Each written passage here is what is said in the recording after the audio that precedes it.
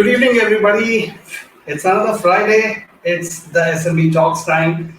Episode 35 is here, right? So, when I started the show, I had a rule which I had set for myself that I will not bring on marketing folks on the show.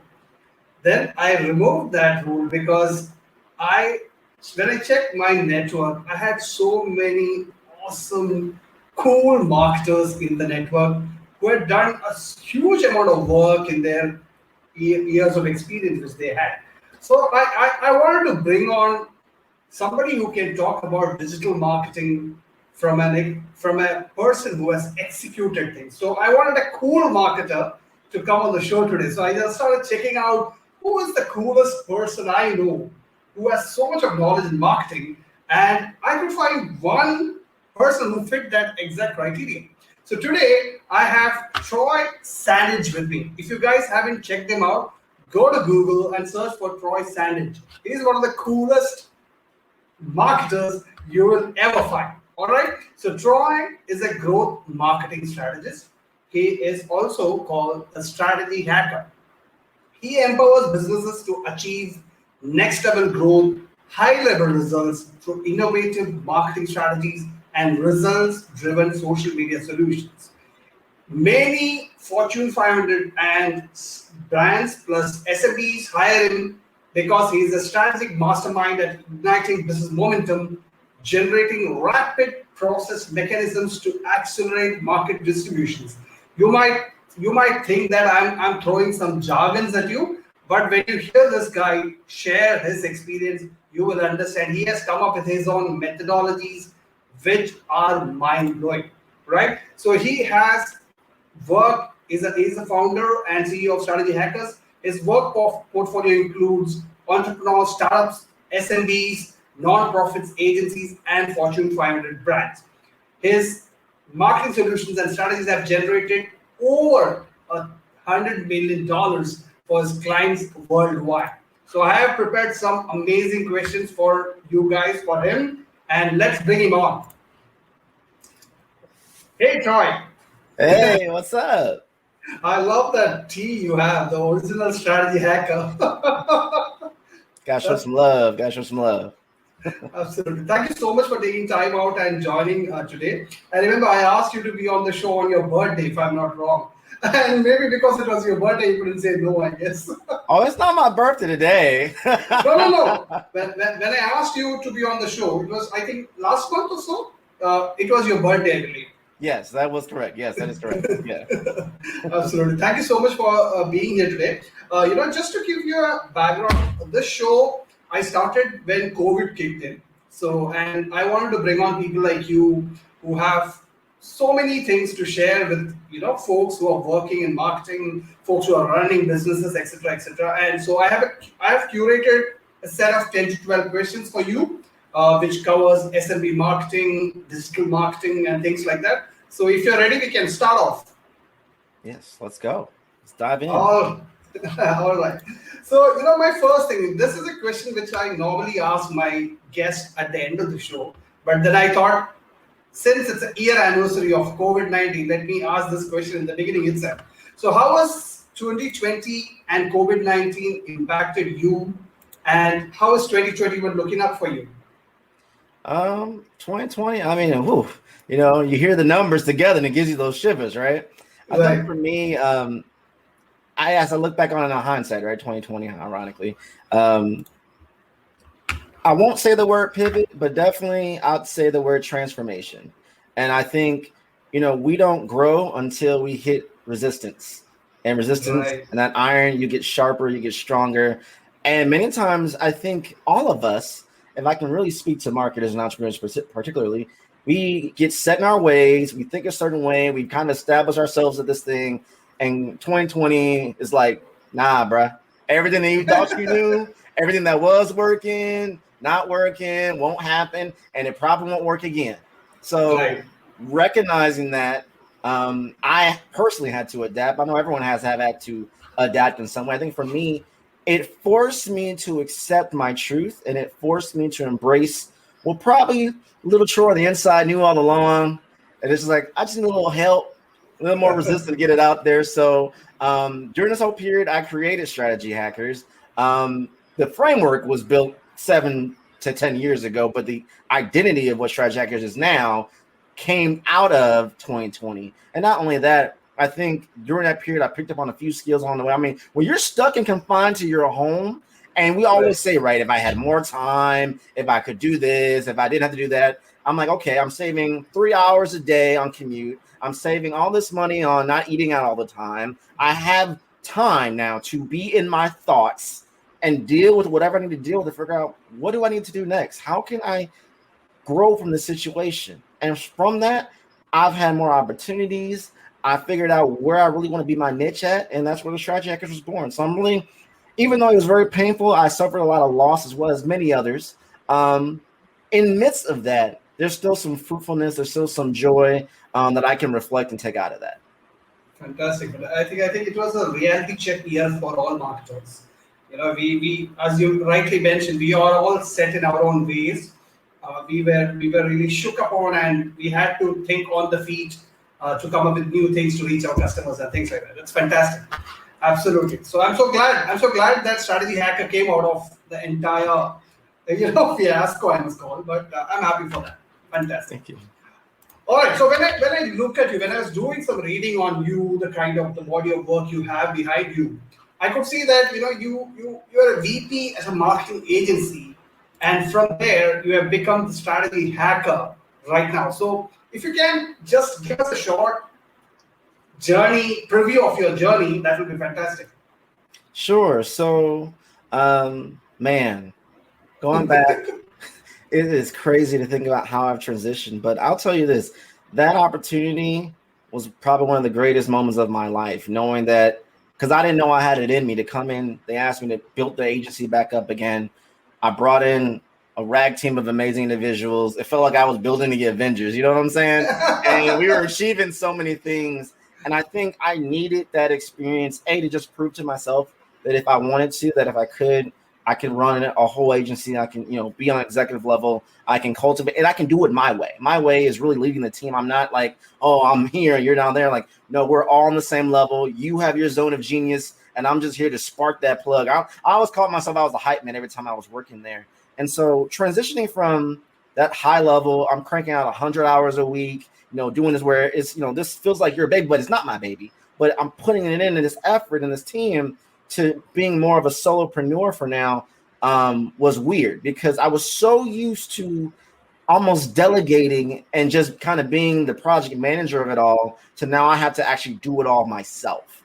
And so I know I hear people going from one extreme to the other with team, but me going from a team back down to myself was a little bit different from a psyche, mental health capacity, and just seeing from a deliverable capacity. But I think I needed that to just see if I could do it. It also made me very appreciative when you have teams, you know what I'm saying? But I think once I was able to kind of go on my own, I was able to really focus on what clients, what type of things I really wanted to do. And actually, I was able to achieve a next level type of mindset and able to really help my clients even further. So I would encourage people sometimes when, you're insecure about yourself and you don't know like how it's going to work. Sometimes when you're on your own, you're really able to maximize that level. But I would have never got that confidence and those different skill sets that I didn't have in my wheelhouse before, unless I came from a team that brought different things to me.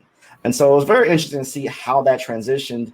But I'm excited. I mean, I'm a strategy hacker, so now I can go in different agencies, different corporations, and just coming from a high level, get them up and running or where they need to go and kind of go on to the next thing. And that's where I discovered my ultimate strength is that I'm really good at the top of the funnel. I'm really good at coming and solving problems and get out going to the next thing. So find a position, find a situation that works, not just for your life, but for you and how you deliver with your work. Right. I think the new direction, I think it just opened up the entire horizon for you, I guess, Earlier it was just one agency, their clients. Now you have the world is your oyster right now. Fantastic. I'm so excited to see what are you going to achieve in the coming years. Yeah. Right. All right. So next, I am pretty passionate about SMBs, small and medium businesses. They are the ones who struggled a lot during COVID. They have been struggling for several years. They don't have the big fat pockets, etc. So that's why I want to listen the insights which guys like you have for them. So my next question, I want to know whether the digital strategies which we normally talk about will work for SMBs for their business growth and their brand building. Will it work? I don't think so. And I know Okay. it just hurt a lot of people's hearts right now. Right. I'm saying because the audience that you once knew, they're not the same audience no more. We've had over Right. a year to learn how to navigate technology. We've had over a year to see what we don't like and what we do like. We've been in Zoom meetings forever, Zoom overload. So Right. when you put all this effort into a video that's visually impelling and powerful, if it doesn't have a narrative that speaks to me, I don't care. Now, previous years, got my attention. Now I'm so desensitized to so many things. Now, as an audience pool, we got to do something different. But I think this is the perfect time for SMBs because right now social media is at a level playing field. Troy, what are you Right. talking about? On any given day, a random person can have the right timing, the right message, the right content, and it's just organic from, like, let's say a TikTok or Twitter video, and I won't say virality because I don't believe in virality, but it gives a lot of traction and it gets a lot of Right. awareness. And who's the most connected to their communities? SMBs. Big brands are trying to bring micro influence all these people to bake to give that home experience. Our mindset, our emotional EQ is all conditioned now. I want to be safe. I want to be home. I want to support my community. So SMBs, Right. this is your time to be on social, not to broadcast, but to tell your stories and to make those ask. It is not a Right. time to have pride. You need money. You need business. You want people to come to your stores. You want people to buy your products online. Ask. This is the Right. time because we are conditioned now. Because if you get behind a motive and you make us the audience a part of your journey, we're going to get there. So I really think if there's ever a time for SMBs to be doing, IG stories, to do some type of video pieces, look at TikTok, look at Clubhouse if it makes sense, Twitter Spaces, all those different things, you actually are going to get a lot more leverage for your money and just for your time than what you probably would have done before previously.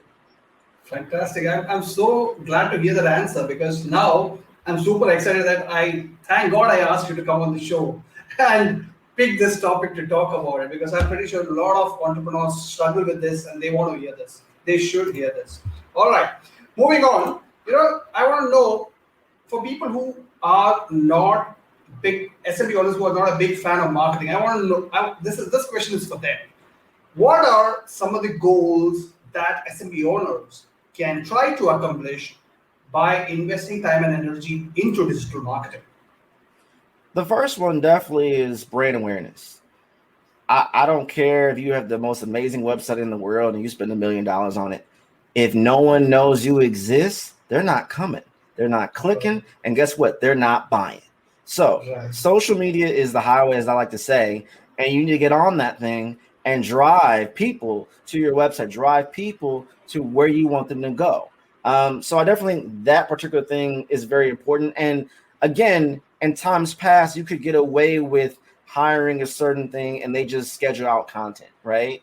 No, now Right. we have to tell stories. So that means you either need to bring on somebody to be on the inside, or you need to articulate to an outside team or individual or consultant of your story in a very deep micro way so they can take that and push that out there on content online to drive people in. So Right. digital marketing is more important because guess what? This is all we use to communicate. I mean, Right. 2020, there's still a lot of lockdowns, still a lot of things going on, even still, we're making transitions and things are opening up again. Most of the planet is kind of like, oh, I don't know yet. I'm not sure. Digital marketing is Right. still the best way to talk to your people. And if you don't have an infrastructure where you're constantly doing that, you need to rethink. And then let me also clarify, it's not just social media. When we say digital marketing, email isn't dead. You can Right. still viable option, especially people who are trying to relinquish themselves from social media for a little bit, rest their minds. If you still have their email, they can still be reached, they can still be engaged. So think about that as well. Paid advertisement is still viable. It's just choosing wisely, and actually, it doesn't require as much as it used to. But just knowing what platforms make sense for your audience. But I Right. would encourage you lean in more on the organic digital marketing strategies because I don't want people to waste their money and money is tight right now. So if you can get a good 75% of the results that you would have got from paid from organic, that's amazing. That's powerful. So Right. I'll say lean on that and save the cash flow. Right, absolutely. So even I remember watching your video where you have this story about how social media is like a highway. Car. That story. You guys should check out that video of Troy where he explains it very well. Absolutely. Going on, next question. You're a big proponent of brand authority. So how can brands? This question I'm opening it up for bigger brands also. So how can brands or even SMBs leverage digital digital channels to build that authority?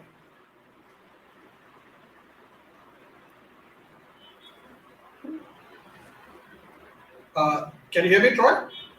Okay, I can hear you. Can you ask the question again? I'm sorry. Yeah, no worries, no worries. So what I was asking is, you are a big proponent of brand authority, right? Yeah. So I want to know, how can SMBs or even bigger brands leverage digital channels to build that authority?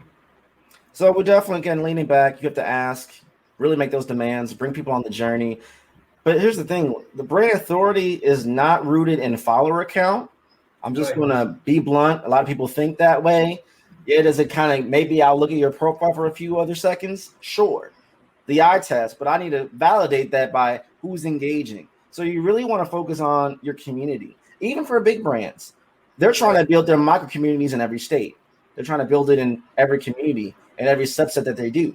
So for an Right. SMB in particularly, you really need to lean in on a computer. I use this example all the time with a nonprofit. The nonprofits that survived 2020 are the ones that had the most amazing communities. You want to know why? Because even though I had a reduced maybe amount of money in my pocket, my mind goes back to the story of what this nonprofit's trying to do. And I thought, someone's doing less than me. Someone needs this more than me. Let me donate just a little bit of my money to this nonprofit. And if everyone donates $1 to this nonprofit, it may seem small, but it adds up to big enough to keep everything costs, the overhead, everything, keep it moving, and so they can do what they need to do. And the same thing in the SMB world as well. When your community knows your story and you really have that brand authority, again, community is really the validation of your brand authority, because if one platform goes down, if they really cared about you, you're going to go to another one. They're going to just follow you around because you have that relationship. And so Right. brand authority is rooted in community. And when you have a strong community, they'll tell you even if they can't afford you right now, if things came back and they had to cut their prices for your software or whatever you do, they're going to still refer you and do what they can to help you leverage yourself to get more new business or more business, either one. So I think that's the point. That's the goal. And I think even for big brands, because they can't just make money off their names anymore, Right. obviously their brand authority is like, oh, it's not in the name, it's in my community. So even with them, they're adjusting. They're trying to make all these shifts. They're spending more time and resources and money to build these micro conversations to cultivate that community organically and globally. So if they're freaking out and trying to do it, SMBs, this is your time. I keep telling y'all, this is your time to shine, because guess what? You already have the community's heart in your hand. You just got to use digital marketing to reach out to them and grab them. Right, right. I've never heard anybody talking about community in that with an example like that, non-profit example. That's fantastic. Absolutely, that's the power of community, guys. So you have to leverage that. You have to put in effort to build that, then leverage that. All right. My next question is a follow-up to that. So social media and communities, they go hand in hand these days, and you just mentioned how powerful these communities can be. So, if an SMB wants to, or a brand wants to build a strong community, what are your top advice as the strategy hacker? Number one, it is not about you. It's All about right. them. It's all about them. Entrepreneurs, sometimes we think our product, our service is the best thing since sliced bread. I got the future in my hands. It is powerful, it's magical. And guess what? We put it out there and nobody cares. Right. Oh my goodness. So what you need to do is create the perception of value that matches what they do, what they want. It's all about them. Hey, our product helps solve this problem. If you're going through this problem right now during this pandemic, you need the solution in your wheelhouse. Come engage with us. Come talk to us. And it's not just that. What I've loved, what I've seen during this pandemic is brands working together. There's enough room for everyone to make their money, because Right. entrepreneurs, we're all protected. We're like, no, this is my baby. No, we got our blinders on. We can't see past ourselves. But we take them off. Hey, you know what? This person, I never thought I'd see a day when McDonald's and Burger King be on a campaign together to make sure all their franchises in a certain area are thriving and like, hey, you should eat at this place. You should eat at this place. And I think the same way with entrepreneurs, I tell them, hey, if you're not getting any money, that's a problem. If I can get half or a fraction of the money while collaborating with other people, again, my extended universe, as I like to call it, my community, and use them to leverage that, instead of me getting 0, I may be getting 25%.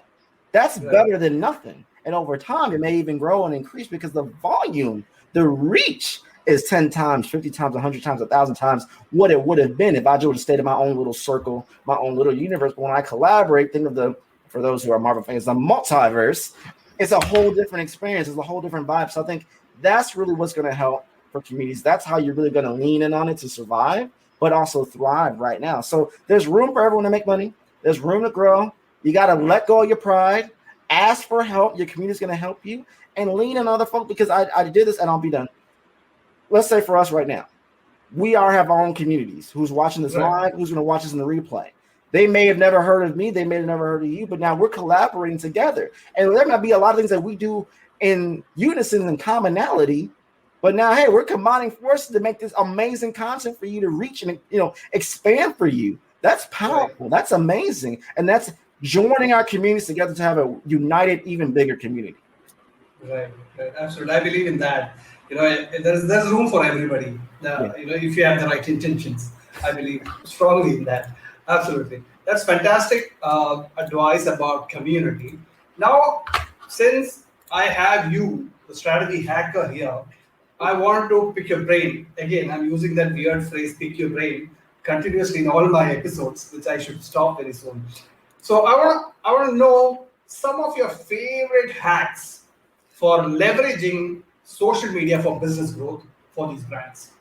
I'm actually going to read some off because sure, I want to get it right. So for those who don't know, I just did something recently about leads, and a lot of people want to talk about that. But leads stand for, I'm an acronym guy, y'all. I'm an acronym guy. You'll learn about that about me. Lead gen, engagement, authenticity, demand, and sales. And so, sure, how was that a hack? It's a framework, and I love to set frameworks because it helps you. You want to focus on relationship marketing tactics, as I already talked about. It's not about broadcasting; it's about more conversations. And then you want to build the system around the community, not yourself. Sure, how is that a hack? If I can help you save time, you're focused, laser focused on what the very thing you need to do, which is build community. Community is going to reap more brands, more business. It's going to reap more people reaching out to you, more exposure. It's going to help people elevate you more, be an advocate for you more. And oh, by the way, if you're using Twitter and other platforms like that, it helps you get indexed into Google more because the exposure and the content is being there. The community is going to tell you what content you need to say. The community is going to tell you what do they need right now and how you need to pivot it accordingly to match their need. All that's rooted in that.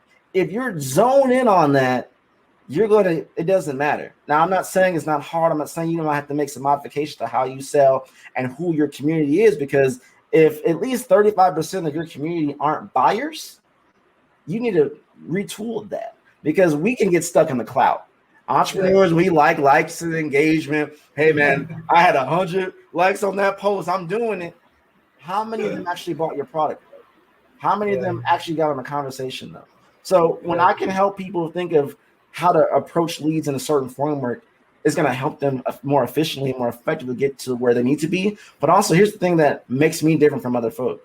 I'm trying to build you up and show you sustainable systems. There are many marketers, I'm not putting on shade, who can give you a lot of stuff right now, and then the next month it don't work no more. That don't help nobody.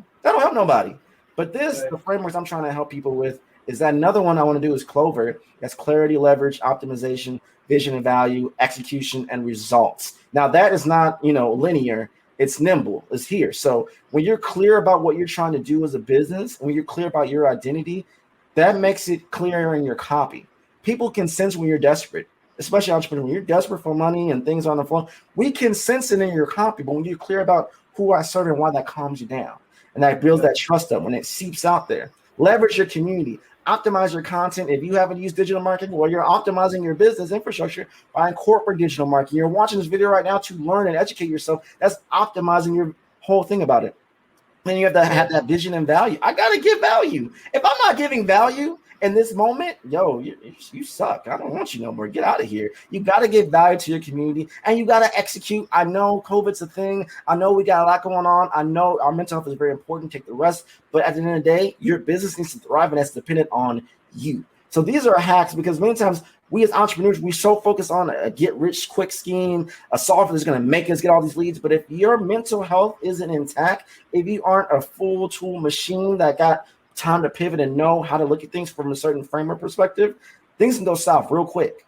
Right. If I'm getting good results, but I'm not making things work, it doesn't feel right. Let me go back to my clarity and get clear about what's working, what's not. Let me be clear about my reality. Hey, man, 2020, the effects of 2020 is not going away. You got to make these changes. I got to implement digital marketing. I got to execute. I got to optimize. All that lays out. So between Leads and Clover, those are my top two frameworks, if you will, hacks to really help our entrepreneurs and SMBs not only survive, but thrive during a period like this. Right. Yeah. So, guys, if you, why I put this question is because I knew that Troy can talk an entire episode on this. I'm pretty sure about that. And I know that his frameworks are so proven. And if you want more information on that, you should go find the frameworks on findtroy.com. I tried to do a wordplay there, which was not great. But go to findtroy.com and check out his models, which he's talking about, all the frameworks. You will understand the real objective behind it. He has done this with his clients, and he has developed these frameworks, because I'm a big fan of frameworks. Without framework, it's very difficult to stay on top of things. So it's really, really important. All right. So moving on, my next question is about content. I am a big fan of content. I love producing content. I try to produce content on the move. I try to produce content after doing a lot of research. I'm in love with content. So this is a question which I wanted to get your opinion on. Content, obviously everybody knows it's a powerful tool for brand building. But how can brands and SMBs, especially with small budgets, hack the content formula for better results? So let's talk about this. So most people, when they treat of content, they think of linear, just distribution, I'm done. No. You got to approach content from all these different facets. So if you're doing a graphic and you're sharing it on Instagram, use the alt text. It's searchable on Instagram. They just updated their whole SEO infrastructure. If you put that in there, it helps you be more accessible, because you're excluding a whole audience that maybe are visually impaired. You have a whole new audience that you're speaking to by putting the alt text. Not only that is being taught in there. So think about that. The other thing I like to share, if you're creating a video and you're uploading YouTube, most people are concerned about, I want views, I want likes. No. Use that content for your video as SEO, because it's going to be easy. You're putting it into YouTube, which is the second largest engine to what?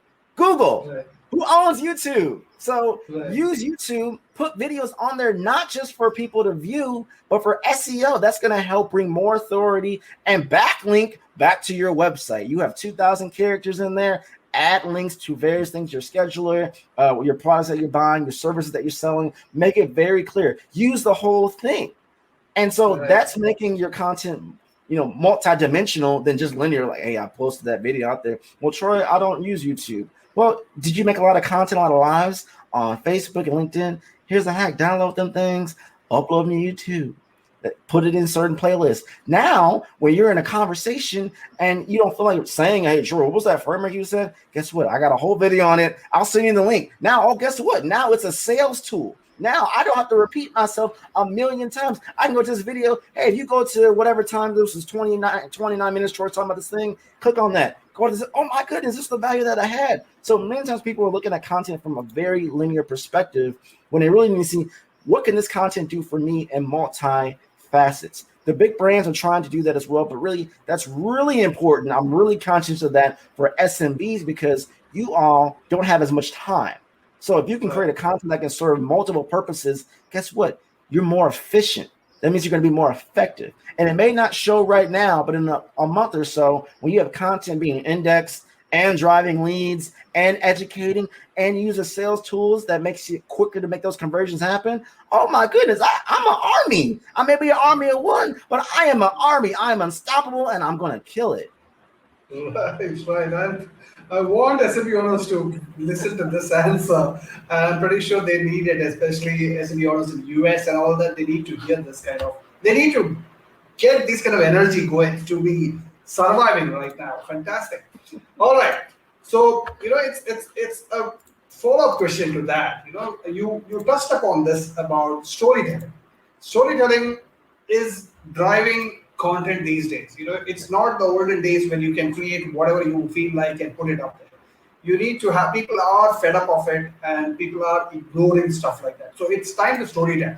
So what are your thoughts on, because people, when I speak with entrepreneurs and bring up this topic of storytelling, I get weird reactions from them. People have raised eyebrows, they start twitching their hands and things like that. So what are your thoughts on how can these SMB owners or brands get better at storytelling?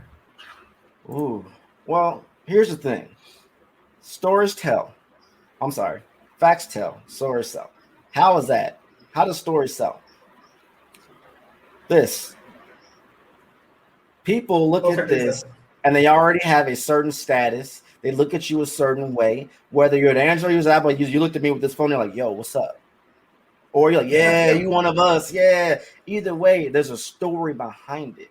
When you can connect to someone's story and share your story, when we're speaking right now and we're sharing different things about ourselves, if I said, hey, I came from this, and if you resonated with me coming from corporate America, enduring things, being lost for different jobs, and yet I'm still thriving because I didn't lose my intelligence, I didn't lose my frameworks, I didn't lose the experience, I just lost that job or jobs, and that experience is going to keep me going. So if you're an entrepreneur, oh, that resonated with me. So if this happened to me, that doesn't mean it's over. That means, hey, I'm still strong enough to do these things. And so stories is what's going to get you the bag, if I can be blunt. Stories is what's going to build the communities, because when pandemic happened and you made the ask, but you also had to share the story behind it.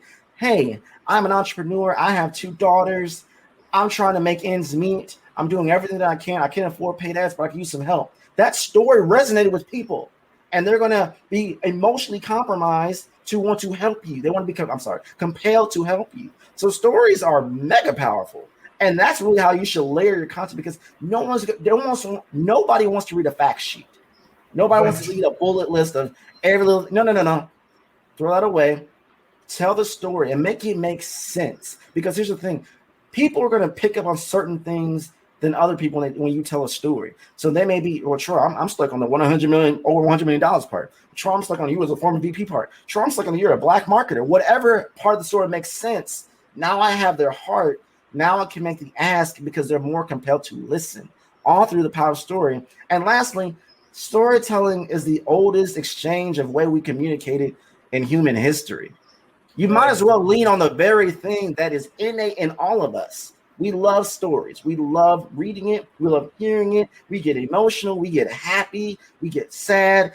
It's powerful. So if you're an SMB, dig deep and tell your story. Don't tell me the facts of what this phone does. It has 12 MVP, blah, blah, blah, blah. No. This story is going to help you make amazing videos. This story is going to That's really the goal, and that's how you're going to really grow and not only grow, but thrive as a brand by telling stories. But it also, again, stories is an exchange, because when you're sharing your story, oh, I feel compelled. Now I want to share my story. And you find those mutual things and you move forward together.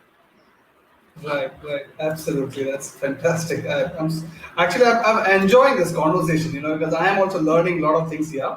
So I love these kind of interviews when I do. People give some light bulb moments for me also. So that's very nice. All right. So now I want to talk a little bit about your work and some insights from there. So what are the most recommended digital marketing strategies or tactics Troy recommends to SMB clients? I would say right through now, unless it's absolutely necessary, don't do paid advertising. I'm not saying not forever, but I'm saying if you don't have a strategy or a plan to effectively use it, I'm telling a lot of my clients, just people who walk past, like, be more aware of where your money is going. we could have a lot of things running that we don't know, that it may be small, but it's eating that what we're doing. And you just need to be aware of how that's going to work. So I'd say if you can be very effective in your organic marketing strategies, then from that tells you, okay, if I add money to it, it's going to be even more effective. And that's just my thoughts on, because I'm really being aware of the SMB in mind. I know that may be controversial, but I'd rather people save their money and know it's more of a sure thing than you're testing right now. We don't have the time to test, and I want you to save as much money as possible to get you to this period. Cash flow is very effective and very efficient, and it's much needed for SMB. So a lot of marketers might say, yeah, take my money. I'm going to take your money and just run these ads, and you might not get any results. I'm not about that. I want you to build a sustainable system. And when you yourself can see things working organically through just your tactics and efforts, that gives you more confidence. And when you need to pay an outsider, or you yourself need to invest and put money into ad campaigns for whatever platform you're using, or Google or whatever, it gives you that little bit of boost that, okay, there's a higher chance this could be very successful for me and my business to provide for myself and my family. Another thing is to, if you aren't doing it, I know we may be zoomed out, but video is still the number one way to get across what you do. Why? Because I can connect to you from an emotional level. I can see the sincerity in your voice. I can hear you.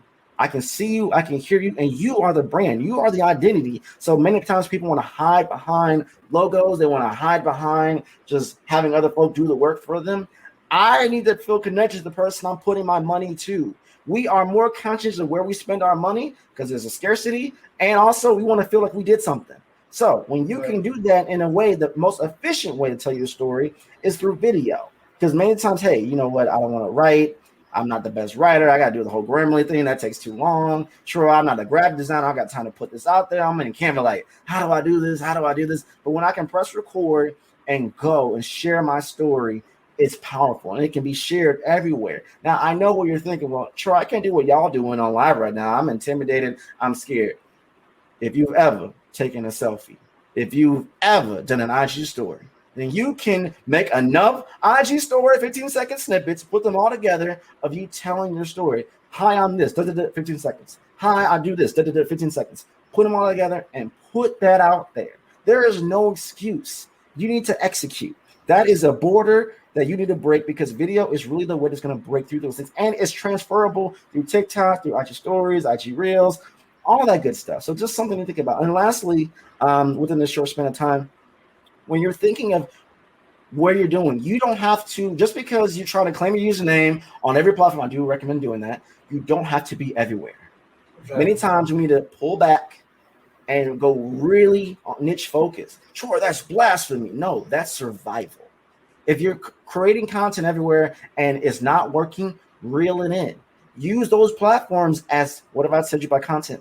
SEO tools. So have it there, pin a piece of content, have it linked to your scheduler, have it linked to your website, and don't worry about it. It doesn't matter, because if it wasn't generating leads before, if people were commenting and engaging with you before, it ain't gonna matter now that you're not posting, not even gonna realize you're there. Use SEO and focus on those 1 or 2 or 3 platforms that you can do consistently, that feels right for you, that have maybe the biggest community, not following, the biggest community, those who engage with you, and go from there, and you'll see better results. And people will be aware that, oh, this person's known for LinkedIn, or this person's known for Clubhouse. And that's going to help you generate leads. And I know it's hard, because you're like, what about that over there? We don't got time. We got to put this focus on, and I got to get money. I got to make sure my family's good. I want your business to be successful, not just survive, but thrive. You got to bring it back and focus more. And guess what? You're going to realize, because you're putting more time in the flow of how you're making that content there, woo, it's going to be beautiful. I love that. All right. So that's one of the world's famous questions every SMB marketer faces. Which all social media platform should I be active on? That's the first question people start the conversation with. All right. Now, I want to get to know a little bit about you, where you come from, the methodologies you work with, etc. So next set of questions will be about that. All right. So I want to ask you first and foremost, one thing which I am super impressed on your website was the marketing philosophies you follow. I've never seen anybody write, except Gary Vee. I've seen Gary Vee having his philosophies in place. But other than that, I've never seen a marketer having these philosophies well jotted down and clear about it. right? So the one thing that caught my attention was culture is the GPS. So it's not related to the interview or the topic we are discussing, but I wanted to know more about that. So that's why I added a question on that. So I want to know, what do you mean by culture is the GPS, and how can brands adopt that philosophy? I thank you for bringing this up. This is very dear and near to my heart. And I didn't bring it, I didn't even create this, added that to the philosophy Right. until 2020. A lot of stuff went down, a lot happened that changed me, that changed the way people think about me, ask me questions. I won't go into that, but it's there. So, what do I mean by culture is GPS? I make it very plain and simple. In the 90s, right? People thought there's this thing called the internet. Oh, I'm not going to be on that. Guess what? Culture said, yeah, it's going to be a game changer. Guess what now? We're all on the internet. Facebook, 2006. Nah, that's for college students. No big deal.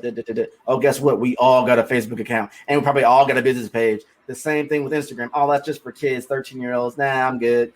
You pretty much everyone has an Instagram account now. Oh, TikTok's come around the corner. You see a pattern here? Culture Right. is going to tell you what's coming up. You're like, what? Culture is about change. And many times we get stuck in this thing. Culture is going to take, when you think of, I'm on the road, I'm trying to get to, maybe we're trying to go out to eat, go out to get some drinks, whatever we're trying to do. And I made the wrong turn.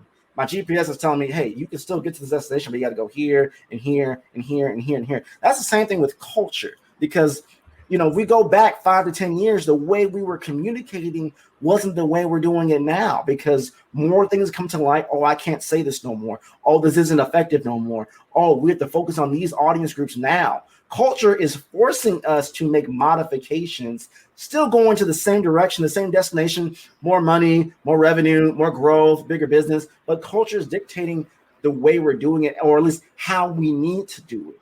And so we really need to look at culture, because it's going to give you that insight to your community. It's going to give you that pulse, because sometimes we can be so deep in the weeds, even if you're successful and the numbers are still rising, they're still good, but culture's like, something's happening, and we need to monitor that. So culture is GPS because it makes things more aware. When we go back to the summer 2020 and different things like that, you may have been making money on ads, right?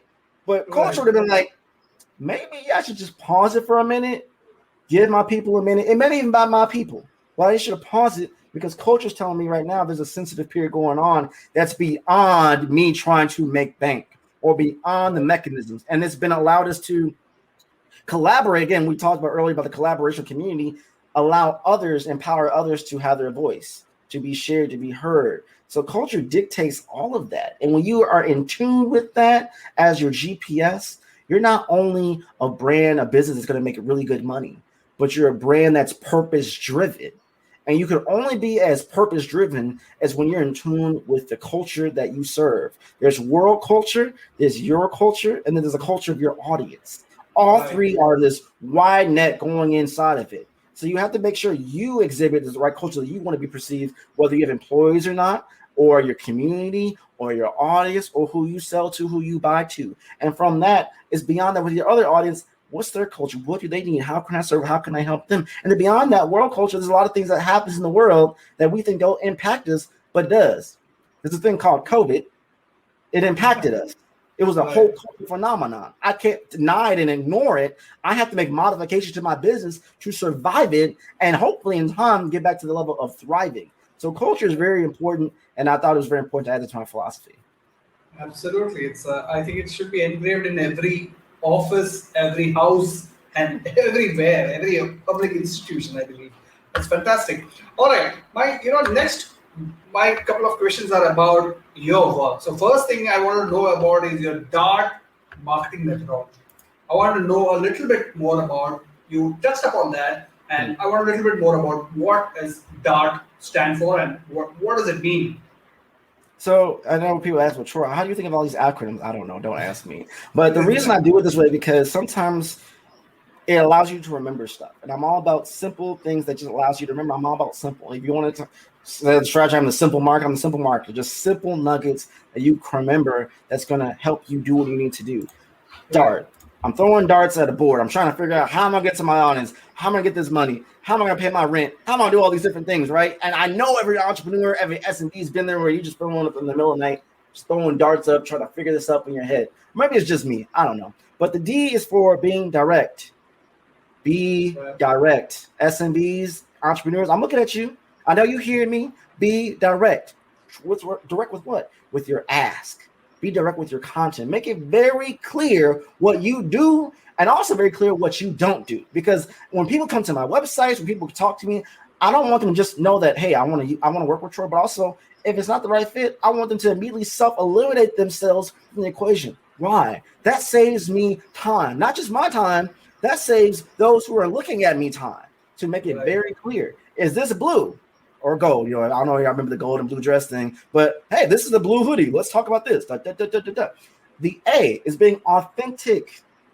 I know you're probably wondering, like, wow, Troy, you've seen me just very poised and polished. I make mistakes. I'm goofy. I'm silly. I'm high energy. I'm all those different things, but I'm still just trying to get to this live stream. And then you get that. You get me. You see us together. You know what? They're both authentic. They take courage to go on live. That's why you should do live stream, because people think you're courageous and bold when you're just like, hey, I just press record and hope for the best. But be authentic with yourself. That's number one. Be authentic with your community. That's number two. And be authentic with the world.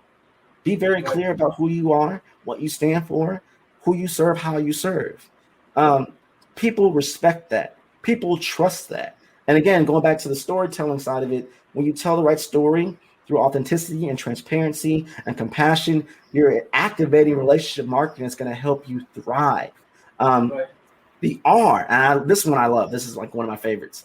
Be resourceful. I'm not saying, hey, give me money. No. I'm going to help you by saying, what can you do right now to make progress? I have a thing on my board that says get 1% better every single day, and now loading. I can't turn my camera because I don't want to mess it up. But that's what on my picture. I look at that every day. So for you, when you're being resourceful, the whole point is get 1% better every single day. Use what you have. You may look at other brands, other SMBs, other entrepreneurs who are really skilled at this, spend all this time in here, but guess what? They may not have a family. They may have more time to devote, or this person may have more funding to do this thing. Be in your lane and figure out, what can I do to be resourceful? What can I do? Could that be, okay, I'm going to do these content. I'm going to create this. I'm going to reel it in and focus on 1 or 2 platforms. Be resourceful. Use your community. Again, if y'all think of Clover, that L, leverage. Leverage your community. That's you being resourceful. And make it that ask. That's not you being desperate. That's you being very clear of what you want. When you make it very clear, people will recognize they want to help you. And the T is techniques and tactics. So strategy is good, but now we need techniques and tactics to implement that strategy. And some of that's depending on your business infrastructure. Some of that's depending on your audience. Some of that is depending on your goal. Because if you're telling me, trying to make more money, I'm going to say spend less time trying to make those graphics. You want time having more conversations. But Troy, I want to make more graphics and make my Instagram look lit. I want to look fire. I want to be on fleek.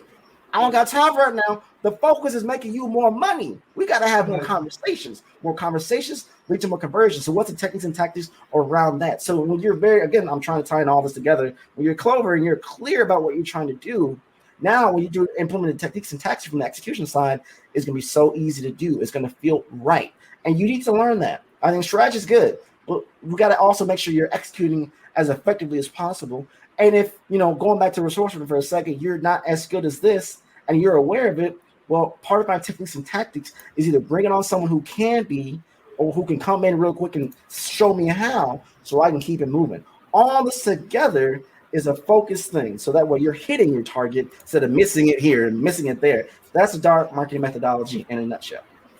Fantastic. I'm pretty sure your clients will be blown away when you take them through the first introduction to this kind of methodology, right? Correct me if I'm wrong. Right? Correct me if I'm wrong. They might be, but when you explain things in such a systematic way, I think anybody will be blown away. They will be like, oh, right? Especially entrepreneurs who don't understand marketing. For them, this will be like something else. All right, fantastic. All right. So I always wanted to ask this question because I was reading recently an article about diversity and inclusion in marketing, and I didn't know whom should I ask this question. Because I myself am not clear 100% about it. So I'm learning about it, I'm reading about it. So I thought best person to ask is here today. So I included this question. Again, nothing to do with our topic, but still I wanted to ask. Sure. You are a huge proponent of culture, diversity, inclusion, right? So why do you think marketers should be more cognizant about the same? And how can they become more responsible towards all this? This is very important. I'm so glad that you asked this question. The biggest answer again goes to the culture's GPS. We may be so, again, entrepreneurs and SMBs, you may be so deep in the weeds that you're not aware of what's happening around you. And certain hashtags, certain words, certain conversations shouldn't be said. It actually may put you on a basher where you got to call on the PR team like, oh my goodness, I don't know what's going on. So it's very important to have a pulse check on diversity, equity, and inclusion. And also to make it very clear, just because you post a black square, just because you have a graphic that shows different nationalities and ethnicities and groups doesn't mean or reflect you as a very diverse organization. I'm not saying you got to go sweep out. I'm saying it's very important to empower people with that. As marketers, how we approach and how we create, you need to make the money. You need to get the conversion. You need to make the sales. You need to get the right community. But it's amazing that it happens when you're more diverse and you're able to talk to different subgroups within your big group. Even if, let's say, the percentage of the group that may not be normally affected by something is very small, people see that. They trust you more. They want to work with you more. They want to be with you more. And I'll use this as an example. You have Walmart here, and you got a Whole Foods over there. Forget about where you buy your shops. I'm not judging you for that. I don't care. I don't even do it. But the point is, I've seen many folk who has a Walmart across the street, and they'll go 30 miles for the Whole Foods, simply because of the stands or how they create content that's more diversified to people. Again, I'm not reflecting either one of the brands. I'm just saying, as a marketer, when you're thinking about your content, when you're thinking about how you're delivering certain things, you want to be more inclusive. And even if, I'm going to even go a little bit deeper for those who maybe have certain ways or certain thoughts, I respect that. Not a big issue. But I'm saying, even in that, your awareness to not talk about certain things is just as powerful as talking about certain things. And at the very least, when you're community, you can elevate others to talk in your stead. When you don't feel equipped to give the answers as a brand or as an organization, guess what? You can retweet, you can share someone else who does it more eloquently of how to articulate the thoughts of certain things, and you're still amplifying. That still counts. It's still brownie points, people. It's still brownie points. So that's why when you're in tune with your community and using culture's GPS, there's so many benefits from it. Because when something's going on, I can't talk on this subject. I'm not a subject matter expert in it. I don't know anything about it. But someone's over here does. He understands it, and he shared a video about it. I'm sharing the video. I didn't say nothing. I just shared it. Guess what? My community is still educated on the situation.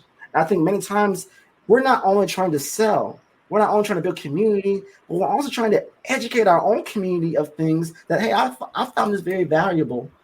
Maybe you should too. I don't know anything about it. I'm going to be transparent and honest about it. That's me being my most authentic self. I don't know anything about it, but hey, this person shared something. What are your thoughts? What are your comments? What's the dialogue? And you know what? Most people on this planet will respect you for it. They'll even trust you even more for it. So that's why DEI is so important, not just from the standpoint of making sure you're good from a PR perspective, but you could actually untap and unlock new revenue streams, new micro communities that say this person is for me and what I do, that meant so much to me, and that person shared your stuff, and guess what? You got 10,000 more followers. Well, maybe not 10,000, but we don't know about that. But you're getting more leads and more conversations and a bigger community. So think about that when you're approaching as a marketing perspective. Right, got that. To just add an example, the current Asian American hatred which is going on, I can see a lot of brands like Drift taking a stand against it. So that's very interesting to see, because in India it's totally different. Brands get bashed right, left, center when they take stands for everything. So it's very refreshing to see that. And I think we have come to an end of the talk, Troy. I'm so grateful for you to be on the show and sharing your insights. I'm pretty sure I'll come back to you with a lot of questions on your methodologies to understand it well. And I wish you all the best and stay safe. And thank you so much once again. Thank you for having me on the show. All right. So that was Troy, guys. I love him. Because he is somebody. When I go and check out his social media feed, it gives me some kind of positive energy. The kind of pictures he posts, the kind of message he has along with that.